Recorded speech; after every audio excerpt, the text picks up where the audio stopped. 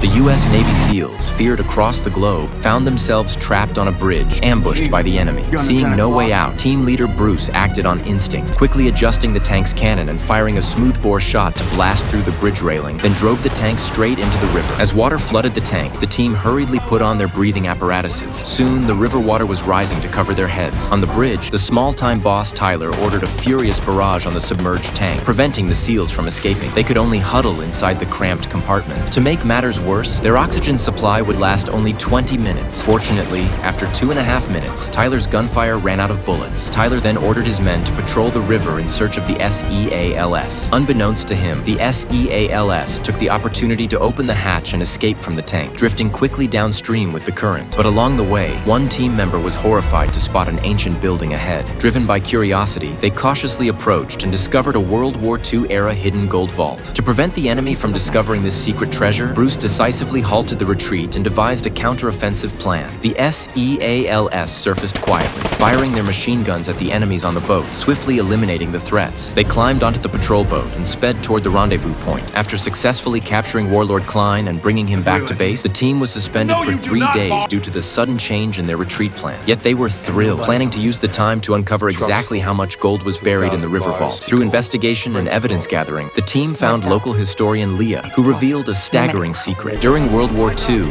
a German officer had secretly transported looted gold to the village and hidden it. To cover up the secret, the Germans massacred the entire village. When the Soviet army learned of this, they decided to destroy the dam above the village, burying both the Germans and the gold. With a deafening roar, massive amounts of river water poured down. Before the Germans could react, the entire village was submerged, and gold worth $50 trillion was lost at the river bottom. Seeing the treasure beckoning, the team resolved to recover the gold. But the vault was in enemy territory, and with Klein kidnapped, exposure meant certain death. Yet the lure of gold was irresistible, and they decided to take the risk. Team leader Bruce led the team in procuring supplies and planning the recovery. They intended to dive under the river under cover of night, using cargo parachutes and oxygen tubes to lift the gold to the surface. Once preparations were complete, they flew by helicopter to the operation site for reconnaissance. That night, 5 fully armed Navy SEALs leapt from a transport plane into the river, ready to recover the $50 trillion in gold left by the Germans during World War II. But when they reached the riverbed, they found only a single box of cash and a few scattered gold bars. Just as Bruce began to suspect the intel was wrong, a team member discovered a hidden wall. The SEALs quickly used a power drill to pry open the bricks and found a massive iron chest inside. Working together, they opened it, horrified to discover it neatly stacked with gold bars, hundreds of tons in weight. With oxygen lasting only 2.5 hours, they had to recover the gold to the surface as quickly as possible.